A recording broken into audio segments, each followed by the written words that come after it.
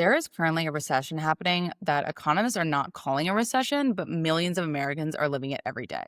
The official unemployment rate in America as of August 2025 is 4.2%, which is historically low according to most headlines. But if you are a white collar worker, you are probably living in a completely different economy.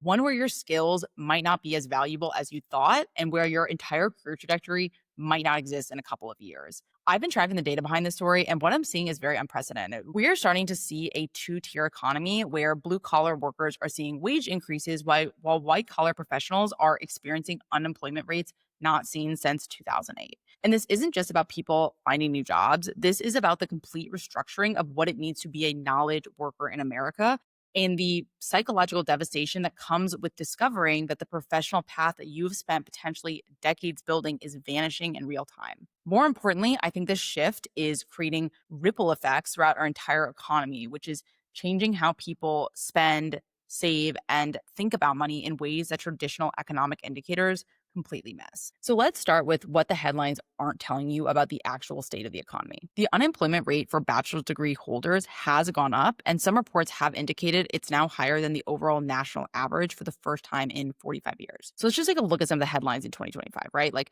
Meta announced huge layoffs, Amazon cut a huge amount of jobs, Google eliminated a huge amount of jobs, but these companies are still hiring. They're just hiring differently. They are cutting out middle management, senior analysts, what they call duplicate roles, while adding more engineers, specifically AI workers, warehouse workers. And just to go beyond the headlines a little bit, I want to talk about some of the stats that back kind of this idea of a white collar recession up. A recent survey found that nearly 3 in 5 people plan to look for a job in 2025, yet half are frustrated by the job search, as they've said the process is becoming harder in the last year. And against the backdrop, almost 40% of people say they are applying to more jobs than ever and hearing back less. New research by ADP shows that jobs requiring advanced degrees are now the slowest growing part of the job market. There's also a lot of doom and gloom headlines from various CEOs about the rise of AI taking a lot of white collar jobs, them scaling back their own workforce, etc. JP Morgan also said that AI is raising the risk of a jobless recovery in the labor market. On the flip side of this, blue collar jobs are more or less up. Demand for food service, healthcare, retail, and manufacturing workers is strong. And in fact, their wages are growing at 3 times the growth of white collar jobs. So we're seeing a split happen between blue collar workers and white collar workers. Why is that happening? What's driving that? I'm kind of seeing 3 causes here. And so the first, like I kind of just touched on, is AI and the automation revolution. ChatGPT launched in November 2022, and there has been kind of just this complete and utter explosion in a way that we have not ever seen in our lived history around AI, with the building of data centers. Just the sheer amount of monetary investment by other companies in AI is a sign that this is going to be a technology that is going to dominate our economy and broader culture for many, many years to come.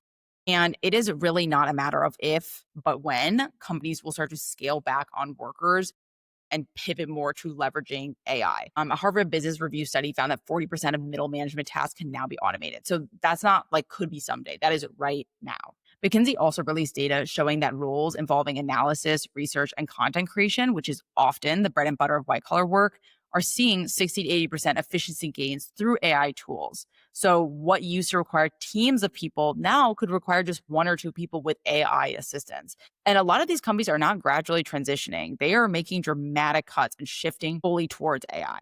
The second driver is corporate efficiency culture, which is related to this, right? Corporate productivity is at all-time highs, while white-collar employment is down. Companies are generating more revenue per employee than ever before. Federal Reserve data shows that productivity growth in the professional services sector is expected to increase over the rest of the decade. But that doesn't mean that employment is necessarily going to get better. And I think AI is going to kind of fill that productivity gap as companies start to cut back on the workforce. AI kind of creates this narrative of now we can do the same work with fewer people. And so there's no economic advantage for companies to go back and hire more people. Private equity firms have been pushing this narrative for years, and now I think we're seeing a lot of public companies adopt the same playbook. Spotify's CEO said they're moving to a permanently smaller workforce.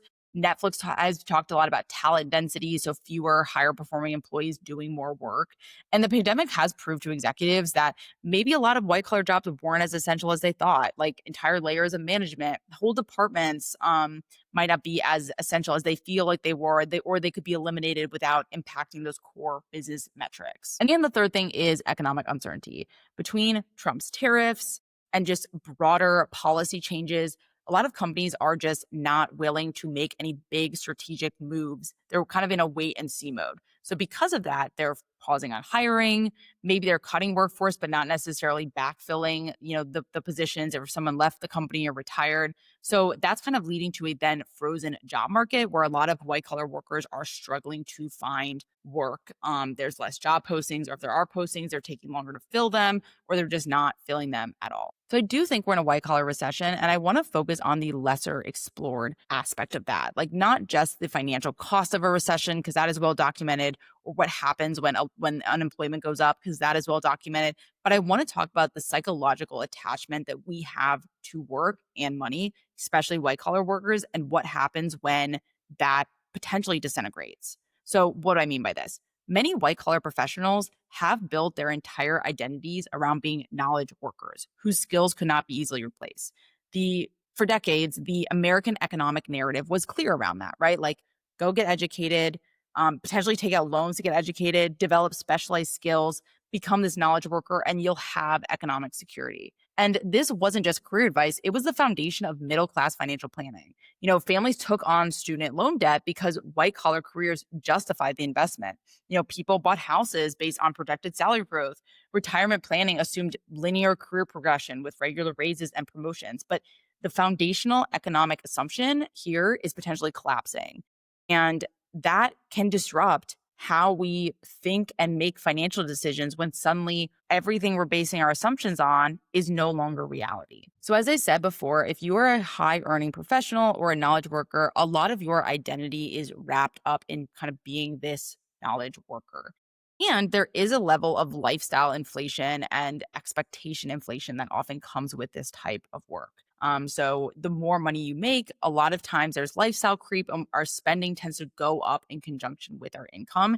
And it's often very, very psychologically difficult to scale back your spending if you end up taking a pay cut, or you end up going through a period of unemployment and you need to kind of cut back on your spending. And for a lot of these knowledge workers, white collar workers, they've structured their entire financial lives around maintaining their current income level. If you're a marketing director making $100,000, maybe you have a mortgage payment, car loan, lifestyle costs calibrated to that income. Then you become unemployed, and most available jobs that you're finding are $65,000. And taking that job might mean that you cannot cover your fixed expenses. That's kind of what's happening here. It creates this sort of paradox where people become too expensive to work, trapped between unemployment that they can't afford and employment that doesn't pay enough. So our brains are not wired to handle this type of structural economic change. So we're seeing these psychological traps that I'm seeing a lot of people fall into that make adaptation harder.